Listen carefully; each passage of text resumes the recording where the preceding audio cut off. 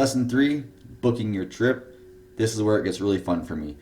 We went through in lesson 2 kind of getting the framework for your trip, the macro elements, making sure that where you're going is safe, making sure that you're going during a time of year where the weather is accommodating for you, making sure you're not going during the busiest seasons or the super low season for a number of reasons. We want to make sure that we're trying to work and straddle that shoulder season, and you have an idea of what you're looking to do, a few places you might want to go, a handful of hotels in each place, and you're narrowing it down. And you may have, if you did your homework, chose your ideal trip.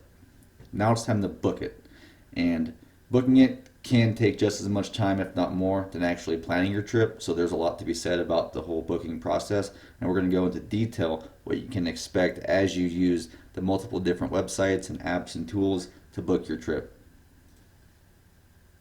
This can be another very time consuming ordeal.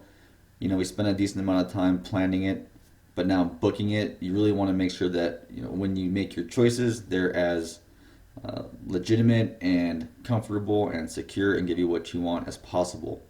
So again, if you don't have the time or desire, now you have an understanding of, if not the place you want to go, your 3 top choices with a handful of hotels for each choice and a handful of activities. And if you did your homework, you narrowed it down to your ideal trip. Again, you can just take that and give it to a travel agent and they can book it for you, or you can hire someone like me to help figure it out and plan and book the most important things, or you can do it yourself. And I think doing it yourself, you learn a lot. If you have the time, if you have the desire, I recommend it because it's fun. You get to really see your trip, visualize your trip. You get to research the hotels that you're actually going to stay at.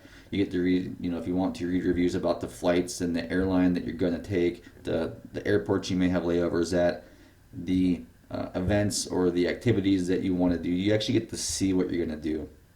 You get to read reviews from people that just did it. So it starts getting really personal. When you're doing the planning stage, it's all still very conceptual. You're still trying to figure out the basic macro elements. Now you're actually starting to book things and narrow it down and lock things in. So again, if you don't have the time or desire to plan your trip, use a travel agent, or you can work with us. If you decide to book your own trip, spend no less than 40 hours probably, really, when it's all said and done for a 2 week vacation. Even 1 week, you're going to spend probably close to 40 hours if you're doing it thoroughly. And your flight dictates everything. It's the bread to your sandwich. And it's on each end of your trip, right? So it can be a big ordeal if your flight's off. If you're choosing an airline that has poor on time rating, or you're going through airports and you don't give yourself enough time on the layover, you start missing connections. It can really influence a lot. And even on your way back, when it's all said and done, you want to be comfortable. You want to end the trip right. So your flight is a big deal. And like I said, once you buy the ticket, you take the ride. So once we start booking things, it starts getting real and you start committing. And that's when, for me, it starts getting the most fun. I really enjoy it, and I hope you do too. The flight process, it can be so simple, right? You go to the airport, go through security, sit in the plane, arrive, leave the airport, done, right? But because that flight is such an expensive event, and because that it can take so much time, and it's your transport vessel to your new adventure, and a bad flight can really kick your trip off in the wrong way, and a good flight can kick your trip off in the right way. So, and the flight itself is where a lot of people have the most anxiety. And for me, the flying at first was my biggest anxiety issue for sure. So whether regardless of where you're at in your travel anxiety spectrum, there's a good chance your flight is one of the major issues in your whole process. So we're going to go through some specifics here so you have a better understanding of your flight, what to expect, how to protect yourself, how to be comfortable, and how to navigate the entire flight process, because it can be a little tricky.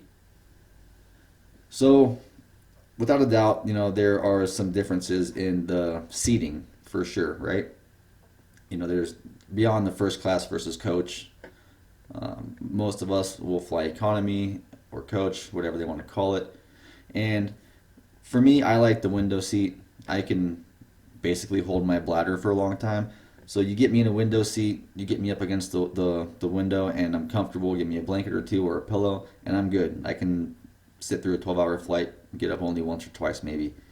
You might not be that way. You might want an aisle seat. You might have something where you might be a little claustrophobic, and sitting against the window, kind of sandwiched in there might not be best for you.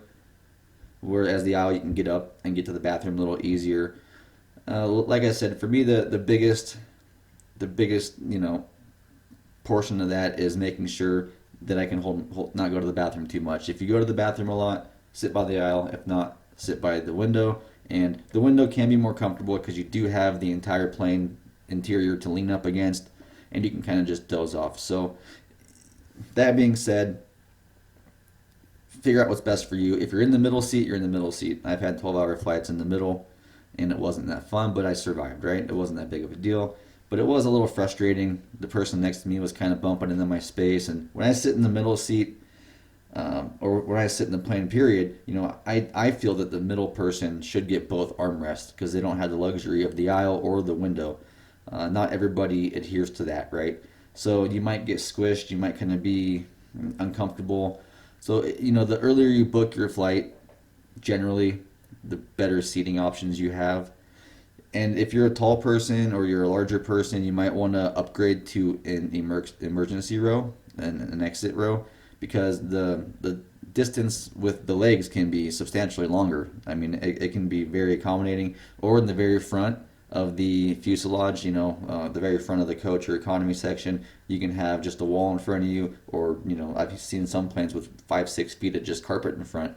So you can go to seatguru.com.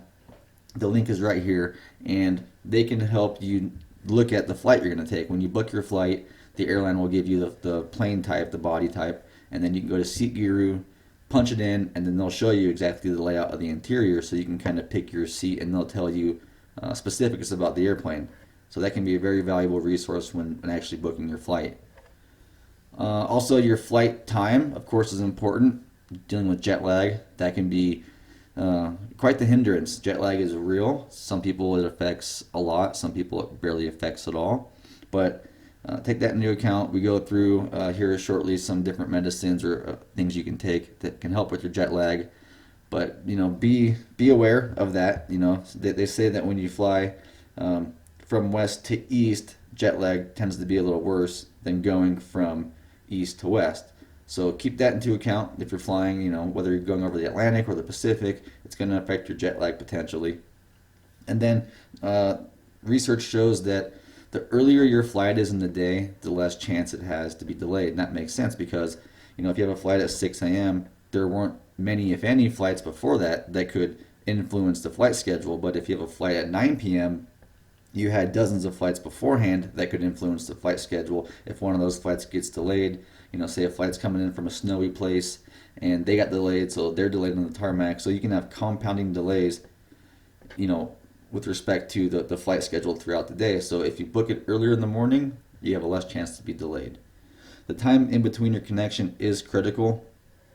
I like to book as directly as possible because every layover that you have, you increase the odds of getting delayed and missing a flight, missing a connection, losing your luggage. So if you can, try to eliminate layovers. That's impossible sometimes. You can go to flightstats.com or airsafe.com and get different metrics and different reviews and statistics about different airlines, different airports. So you can just kind of understand who you're booking with, how what their percentage of being on time is. Some airlines are on time 90%, some are 60%.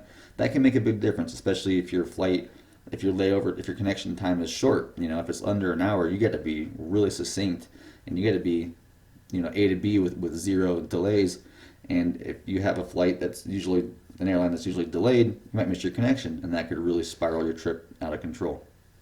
Also, check luggage. Every time you check luggage, it increases the odds of it getting lost, essentially. Like I said, I have anxiety, and one of the big things for me was losing my luggage. So I rarely check a bag. And it's easier for guys than girls because women usually have more stuff, more clothes, makeup, and things like that.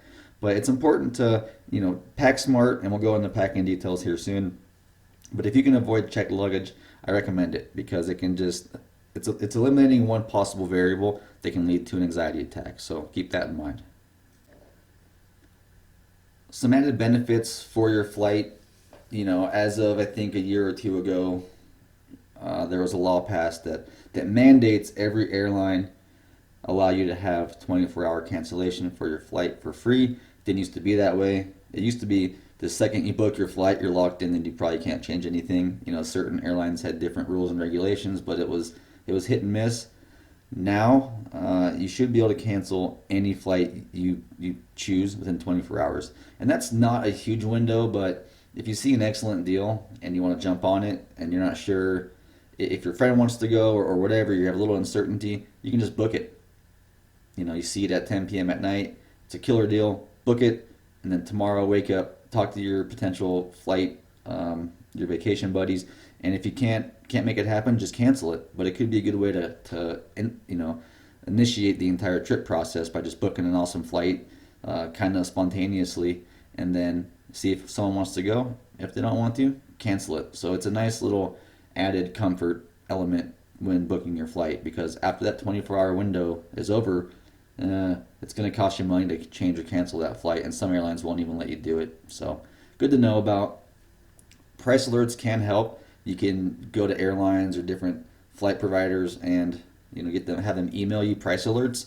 I prefer to book my trips at least 6 to 8 months out. They say within 2 months of a trip of a flight, you're starting to max out prices. Of course, the closer you get, the more you pay.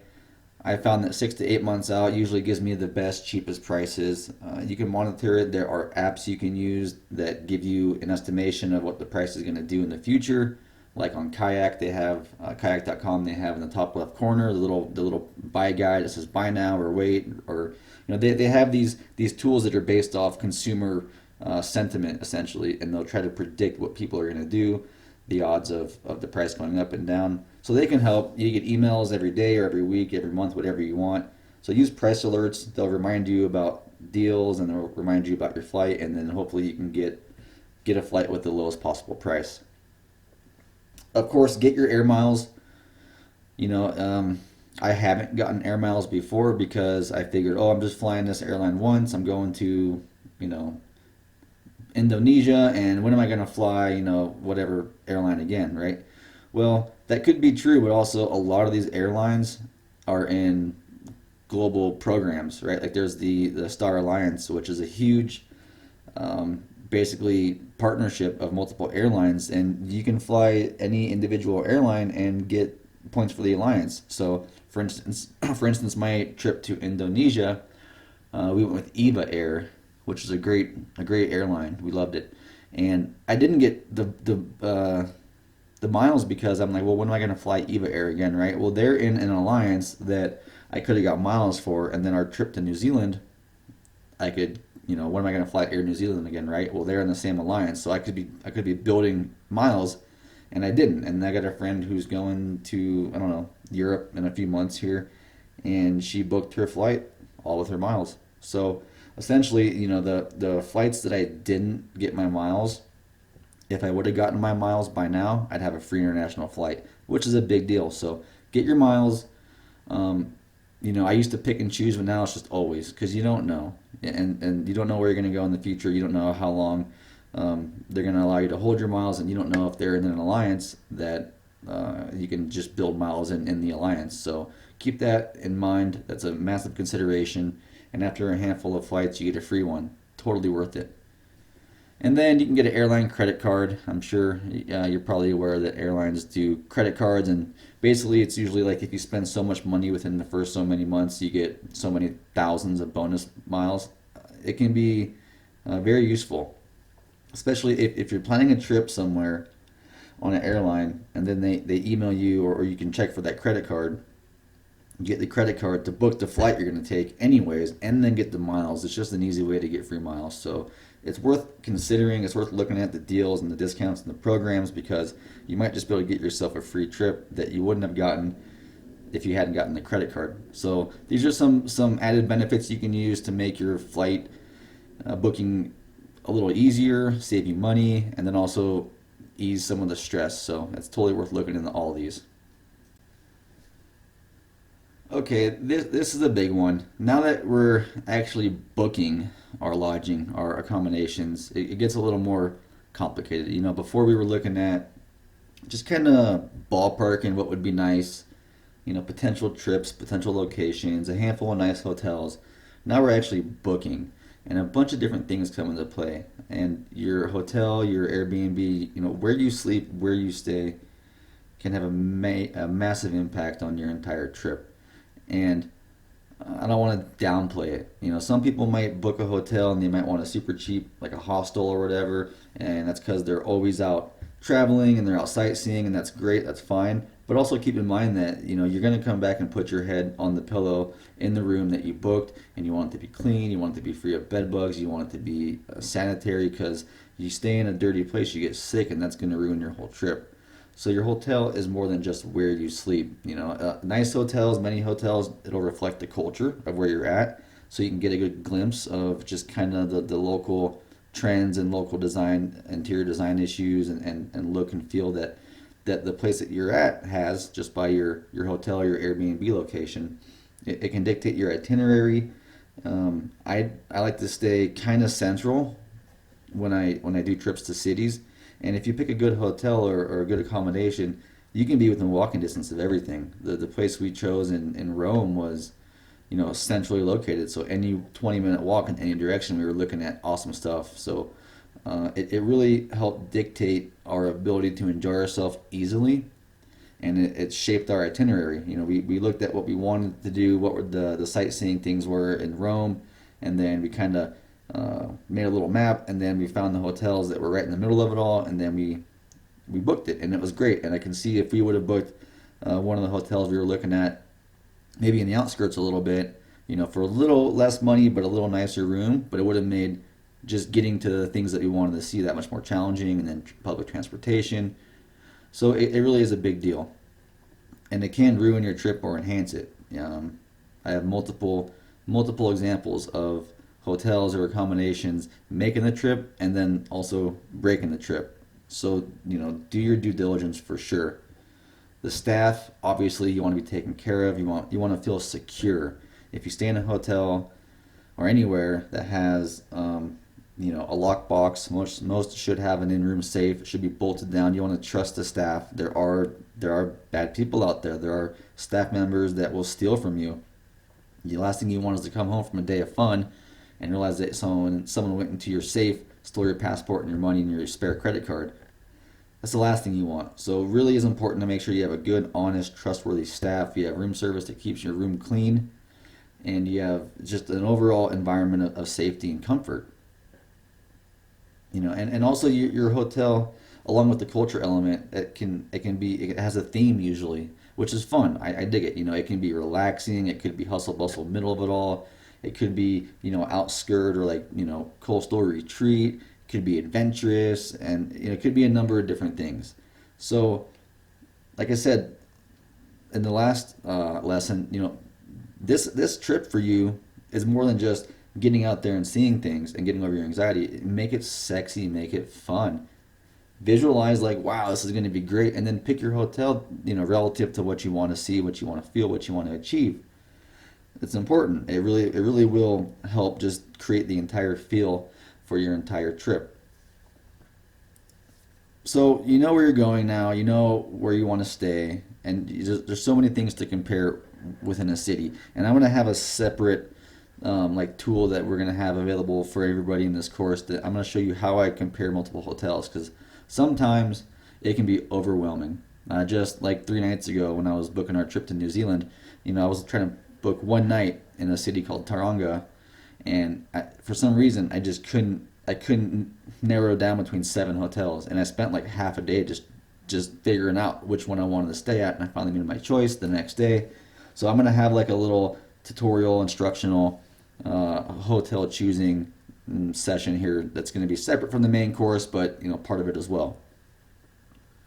And then really what I like to make sure that I do is when I first arrive to a place, I have a place that's comfortable and safe and nice. I might spend a little more money on my first 2-3 days, and my last day or two, and to stay in nice places. So at least when I arrive, I have comfortable, I have safe, I have nice, I have what I want, right? I might spend 10%, 20% more to make sure I arrive in comfort. And the same thing for the end. I like to finish my trips off with really nice places. I might spend an extra 20, 30% on a really nice final place. Just to, like, the whole send off, it's important for me, and I like to start it nice and finish it nice, and then whatever's in the middle is fun, crazy, good adventure stuff.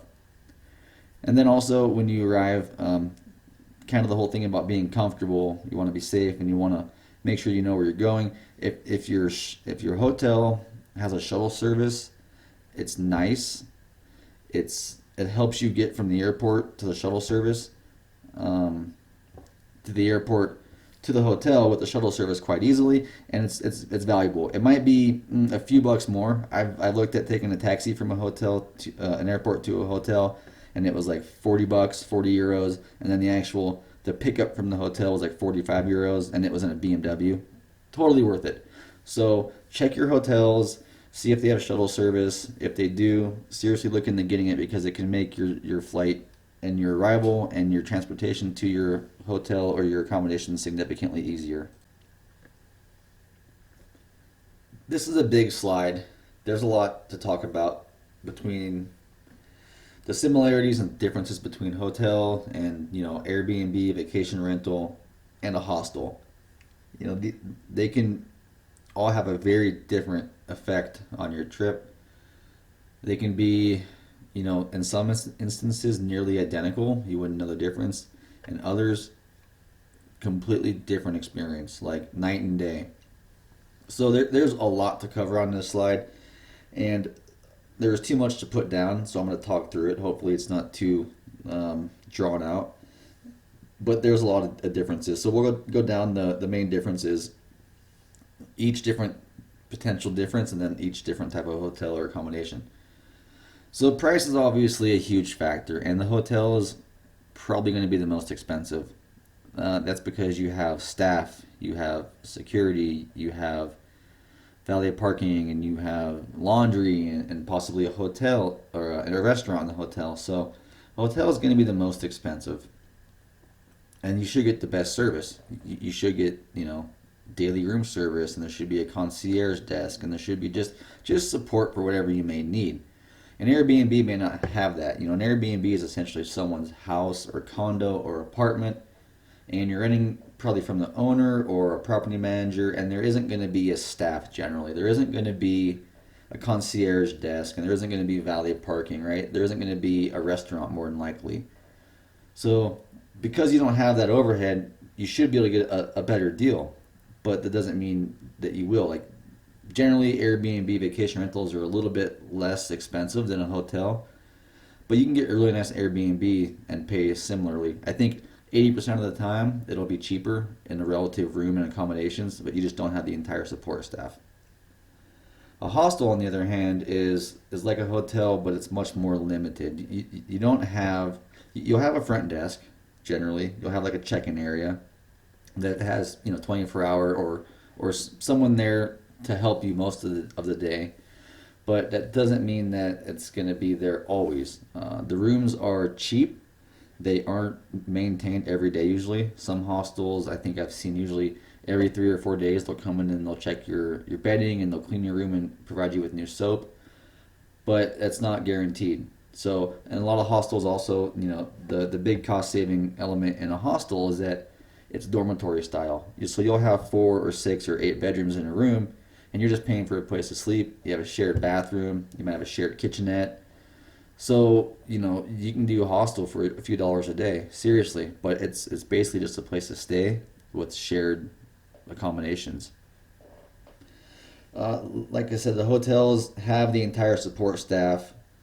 They have, usually all the creature comforts that you want. Of course, you can go cheap hotels, but if you're traveling, you're staying in nice places, the hotel you're going to choose will probably have most everything you need.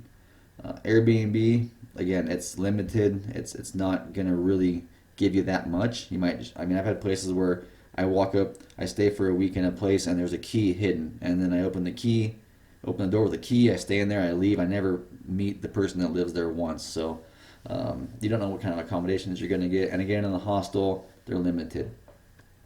The owner landlord involvement for a hotel, 24 hours usually always there. There's the room service, there's laundry service, there's all kinds of involvement. You have a concierge front desk where you probably won't deal with the owner, but the hotel manager might be there. You have assistants; they can help you out. They can help you book trips. They have partnerships with shuttle services and service providers in town, so they can help you figure out what to do, where to go. And it's just more people there. It's just more of a support network for you and your trip. So I say, for a lot of people that are traveling with anxiety, the hotel is going to give you the most comfort because you have all this support. You have daily room service and you have all the things that I mentioned, probably a hotel and security potentially. So that's where you're going to get the most involvement. Airbnb, chances are it's going to be limited. Like I said, you might never even see the person that lets you in their house to stay in. And the hostel, essentially the same thing. You'll probably never see the owner, or you might. Some hostels are owner owned, but chances are there'll be very limited involvement. So, coming back to the anxiety issue, the Airbnb can kind of go either way with anxiety because if maybe you're staying in someone's house and you just have a room of theirs and they're living in the rest of the house, or maybe it's a guest unit and they're always in the main unit. That could definitely help out your anxiety, knowing that someone's always there. But it won't be like a hotel probably where you have always support staff there. A hostel, in terms of anxiety, in terms of cleanliness, that might be the most potentially insecure type of accommodation for you. I've stayed in hostels before that had moldy air conditioning units, and it just made us sick. You don't have the level of cleanliness. Always look for bed bugs. Bed bugs are huge. You don't want bed bugs. The first thing we always do when we go into a room is check the bed for bed bugs, because bed bugs are nasty. Bed bugs are real. You can get bed bugs on day one of your trip and have them throughout the entire trip, and even take them home with you. You don't want that. I've had friends that I've had that happen to them, and it's horrible. So cleanliness, regardless of which one of these you choose, is a big deal. And if you're paying more like in a hotel, you should demand cleanliness. If you're paying a few bucks a day at a hostel, you should expect uncleanliness. And the Airbnb is going to be determined by what you pay and what you're paying for.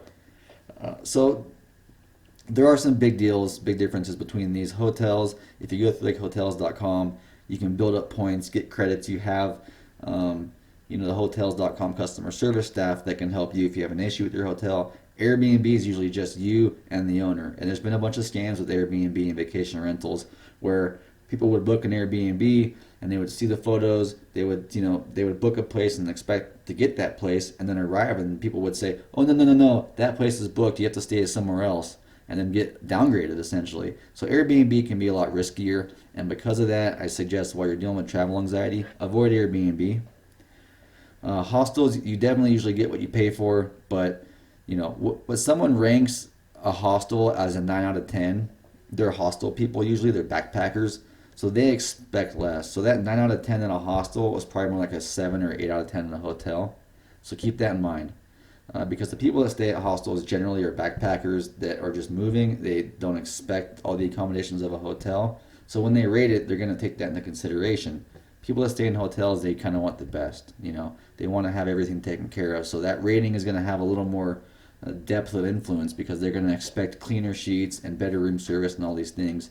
So do your due diligence. I recommend starting out while you're working through your anxiety, you're traveling, you're experiencing the world. Do hotels and utilize the services and all the people around you. And then as you get a little more well versed in traveling and you can handle more of a shock to your system and your nerves, venture out, save money in hostels, meet people. Hostels are great for meeting people because it's usually communal.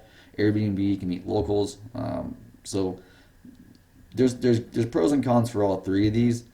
I don't recommend anyone like always. Like I said, hotels at first, but they can all offer you different experiences, and they can all have different negative side effects as well. So just be smart about it. Maybe start with hotels, do Airbnb, and then hostel, or vice versa. But just know there are some serious differences, and hopefully I've been able to go through them with you, and you understand that which one might be more appropriate for you.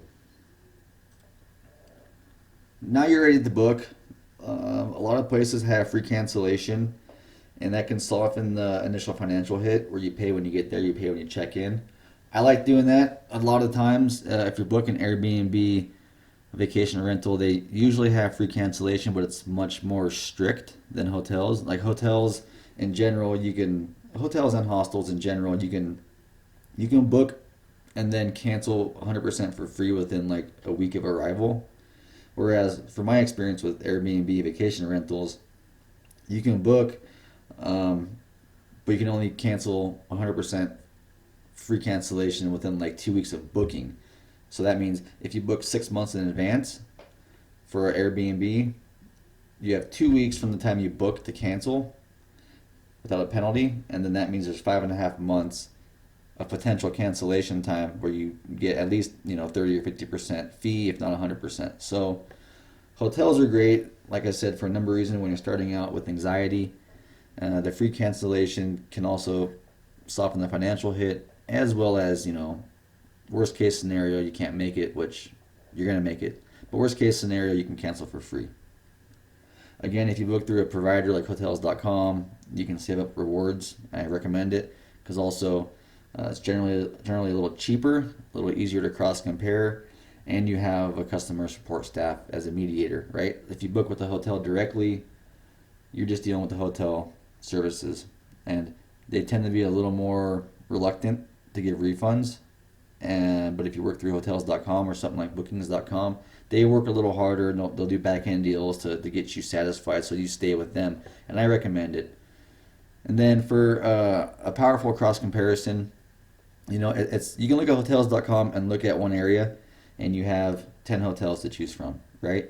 And say you look at the same area with Agoda or Booking.com or Travelocity, whatever, and they might not have all 10 that Hotels.com has, but they'll have like 8 similar ones that Hotels.com has, and then like 3 that Hotels.com doesn't have, right? So most of these service providers overlap 80% of their bookings, their hotel choices, but they also generally all have unique ones. So what I do when I find an area in a hotel zone that I want to stay at, I'll look at Hotels.com, and then I'll look at the best deal and then the best locations, and then kind of get an idea of what I want, and then I'll go on Bing or Google Maps of the same area, and then I'll click hotels, and it gives you an aggregate of all the hotels, and usually it'll be like from everybody. Like I mean, not always, but sometimes they'll have, this is the price on Booking.com, this is the price on Priceline.com, this is the price on Hotels.com, so on and so forth, and you can find some amazing deals at times. And then many times there are hotels that don't advertise on Hotels.com or Booking.com or Travelocity or Priceline.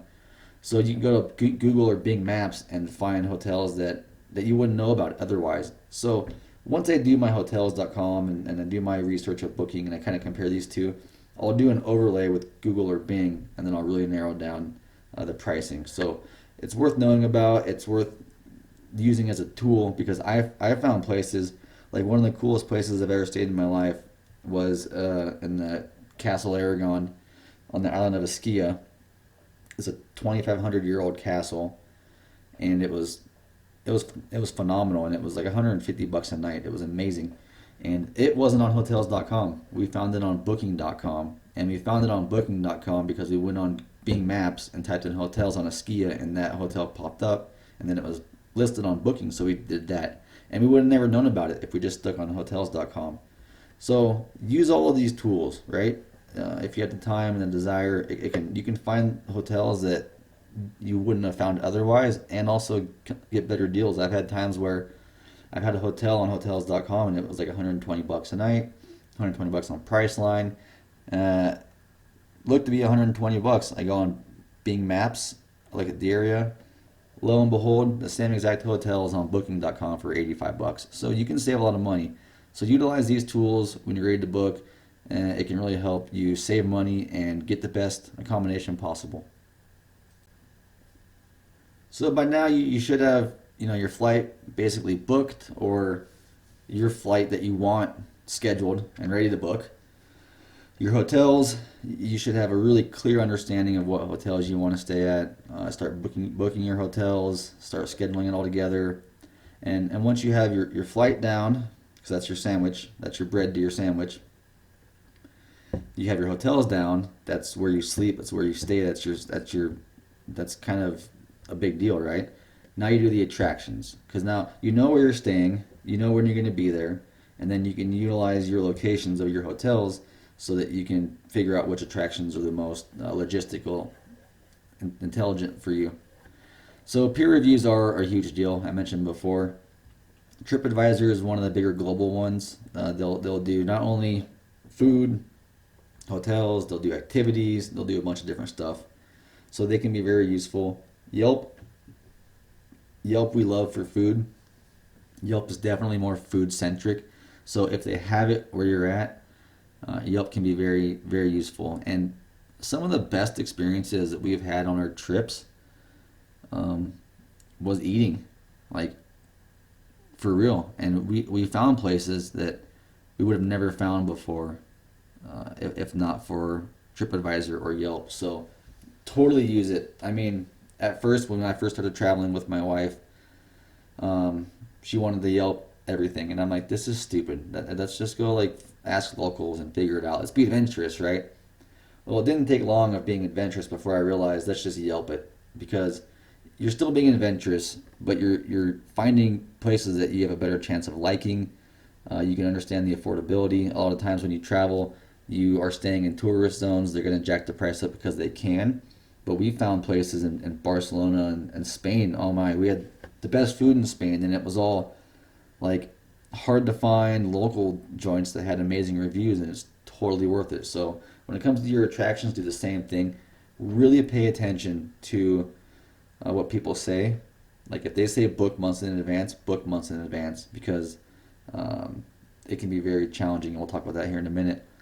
But really, what are you doing while on your trip? Don't just lounge. Go do things. And it might sound kind of corny. I don't know what you're into, and by now you should have figured out what you want to do. But if you're going to Rome, go to some museums. I mean, Rome itself is a giant museum. Anywhere you go is a museum. It's amazing. But we did the Vatican tour because it's the Vatican tour, and there's just when we were in Madrid, we went to a bunch of museums, and I'm not really an art buff, but it's interesting because that's a huge part of the culture in Madrid. That's a huge part of the reflection of the history of the people. It's historical context for the entire European area, and it made the trip. You're gonna have to do things to fill your day. You can't just sit and drink all day. I mean, you can, but I don't recommend it. So you have to fill your time, and you might as well do it in ways that are culturally enriching or fun. Could be adventurous. Like I said, it could be whitewater rafting. Depends on what you're doing and where you're going. And by now you have an understanding of what you want to do and where you're going and why. Like I said, popular attractions can book out 1 year in advance. When we were in Spain, we wanted to go to the Alhambra. The Alhambra is just a giant, gorgeous, old Islamic castle residence, basically. And it booked out. I was like, no, babe, we'll be fine. We'll just go book it when we get there. It's shoulder season, right? Because we went during shoulder season. No way. It was booked out like 6 months in advance. So, there are attractions out there that literally like they'll book up to a year out. And as global economies, especially like Asian economies, China and India, as their middle class grows, they're creating a massive amount of tourists. Like seriously, Chinese tourists are the new thing now, because we're seeing so many middle class Chinese tourists now that weren't there 10 years ago, that are starting to travel a whole lot. So now there's more global competition essentially when it comes to tourism, and you got to be a little more on your game now, because if you wait till the last minute and you're going during a relatively busy season, you're gonna get screwed, and you're gonna stay in an overpriced, uncomfortable, dirty hotel or whatever you can find. So it does pay. It's smart to pay attention to your time frames, because if you want to go to the more popular things, you have to make sure you book them in advance. And regardless of where your hotel is, you got to go do stuff. You got to go have fun. You can do it like Rome. We did in Rome, where we stayed for 3 days in Rome, and we walked every day. And we walked. I mean, we'll walk 6, 7, 8 miles a day. And normally when we're staying in like an international city, and that's great. Um, Public transportation is usually awesome, but just be aware just how you're going to get around. Be aware like where your hotel is, and then where attraction number one is and attraction number two is, and how you're going to get there. Can you take a bicycle? Can you walk? Is it walkable for you? Um, are you handicapped? Do you need special assistance? It's important to really figure out your logistics while you're there so that you can make sure that you stay somewhere comfortable and affordable. You're doing what you want to do, and you can get to where you want to go without having it be a burden. Because sometimes if you don't book it thoroughly, you don't book it well. Getting the A to B and B to C and C back to your hotel can be a major pain in the butt. And with good planning, you can eliminate any of that stress and make it just easy for you as possible. Eliminate the opportunity for having anxiety. Make sure that it's like streamlined and simple, and you have it well thought out. It'll help your anxiety. It'll help calm you down, and it'll help your trip be more streamlined and more enjoyable. One thing I definitely want to emphasize is that you're not going to pick the perfect trip. And like I said before, I've never had a perfect trip that was, quote unquote perfect, because I picked everything and I booked everything, and it went amazingly. Most of my better trips, my more enjoyable trips were like that because I spent the time, I planned it out, I booked it thoroughly, and everything went exactly to plan. As a matter of fact, most of my trips go exactly as planned because I do my due diligence. But it's not going to be exact, right? Like there's going to be fluctuations. That you're going to expect that this hotel looked like it was a little nicer in the photo, or I thought that I figured out that this should be a 10-minute walk to so and so, but it was actually a 25-minute walk. What happened? Things are going to change. There's going to be doubt. Did you pick the best flight? Something might happen between when you book your trip and when you get there. Like I said, for me, and when we went to Bali, we booked our flight 9 months, 10 months before our trip, and then within 2 months of departure, the volcano started to erupt. Then I freaked out. Did I pick the best? Should we make this trip? Is this too dangerous? Shit's gonna happen. Life's gonna happen. Things are gonna change. You're always gonna worry, like, did I spend too much money? Did I not spend enough money?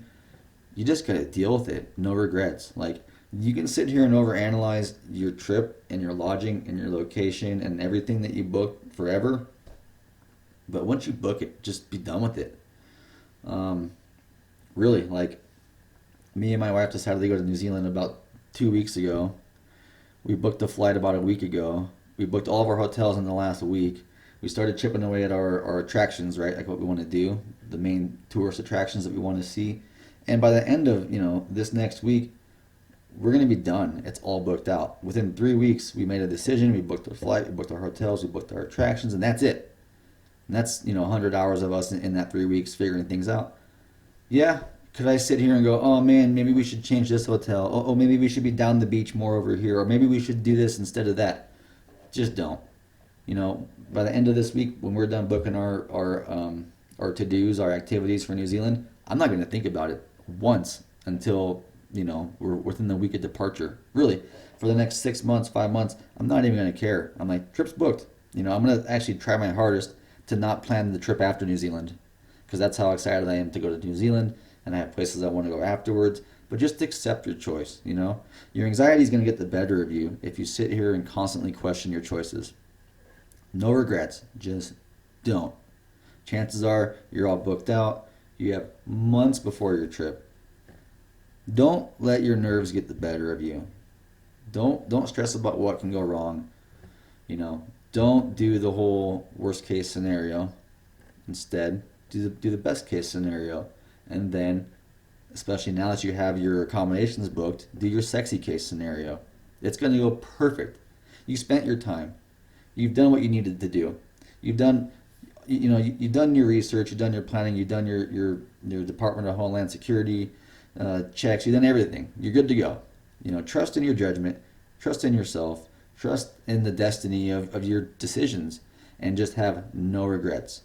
You know, get trip insurance. I think I cover that in the next lesson. You're going to want to get trip insurance. That way, if something goes really wrong, you have a little bit of coverage, knowing that, comfort knowing that you have insurance coverage. And then again, don't let the fear of the unknown keep you from living your life. You know, you have to accept it. Remember the alternative reality theory? This is what you're choosing to do with your life. If you don't choose to do this trip, if you don't choose to go on your vacation, and you stay home, something bad could happen. You don't know. You don't know. Something good could happen. It doesn't matter. The point is, you booked it. You're done. Relax. Get excited. Whenever you think about your trip, between the time you're done booking to the time you depart, and your anxiety starts to, you know, chatter in your ear, negativity and doubt, overcome it with positivity. Overcome it with good vibes. You know, when you start picturing yourself on a plane in the middle of the Pacific Ocean or wherever you are, and you're having a panic attack, the instant you start to visualize that, because that's what you'll do, right? Your anxiety is going to pull you to the negative. That's why you haven't gone on a trip yet, because whenever you think about it, you go toward the negative. Whenever you start thinking about the negative, immediately stop it and think about the best case scenario. When you think about you on a plane in the middle of the Atlantic having a panic attack, stop and think about you on a beach, you know, a beautiful beach with whoever you're going with, having the best time of your life, because that's what's going to happen. And that's what's going to happen because you're making that happen, because your positivity and your ability to understand how your brain works and how anxiety works. Take everything we learned in lesson 1 and apply it to this and say, I don't care. It's going to be great. I'm not worrying about it. I'm accepting my choices. I'm a smart person. I'm not going to worry about my potential failures or imperfections. I'm just going to have fun and have no regrets. That's all you got to do. Lesson 3 summary. This was all about booking your trip. You know, this should get you ready to feel confident in your choices. You have the framework. You have your restrictions. You have your allowances. Book it. Be happy with it. In lesson 2, we chose a handful of potential trips. Your homework was to narrow it down to 1. In lesson 3, we narrowed it down to 1, and we started booking. You chose your flight. You chose your hotel. You chose your main attractions, and you are going, and have no regrets, no worries, and just be confident and happy that you're doing this. That's all. That's it. I mean, this is a short slide because that's all it comes down to. You don't sit on your regrets or on your self-doubt. Happy, happy, happy. You're going. You're gonna have the best time of your life, and you're gonna be so proud of yourself, and it's gonna be amazing. That's it. Of course, homework. Obviously, book your trip. And if not, booking it right now, because if you're doing this course, you're doing it, you know, sequentially every night. Maybe it's too much to do it. Write down your itinerary. Write down, this is the flight you're taking, or, you know, save it. You can save your flights, save your hotels. This is the flight I'm taking. These are the hotels I'm staying at. These are the attractions I'm doing. Like, get your trip, you know, if you don't book it, and I suggest you book your flight, because once you book your flight, it kind of pulls you through the travel process and makes you do it. If you don't book it, like, write it, schedule it all down. Okay, contract your travel buddy or buddies, friends, whoever they may be that's going with you. Chances are, you know, with respect to travel anxiety, like I said, it's better to go with somebody you know. So hopefully you have people in mind. Say, hey, I want to do this trip. This is the flight I want to take. These are the hotels I want to stay at. These are the accommodations I want to do, the attractions, the events. It's going to cost roughly this much money. You want to go with me? Start getting people to go with you. Start making this a reality. This course isn't about, you know, conceptualizing a travel trip. This course is about doing it and how to navigate it. So, put it down. Make it real. Write it down. Schedule it. Contact your friends. Get someone to go with you. Of course, breathing exercises. 10 deep breaths in through your nose, out through your mouth, filling up all 3 chambers of your air. Upper lungs, diaphragm area, stomach. It's huge. And then meditate. 10 minutes. It's wonderful. It'll help your anxiety. It'll help everything in your life, honestly. And be happy that you booked your trip finally. That's the biggest first step. It's booked. You're going. And you're going to have the best time of your life. You should be excited.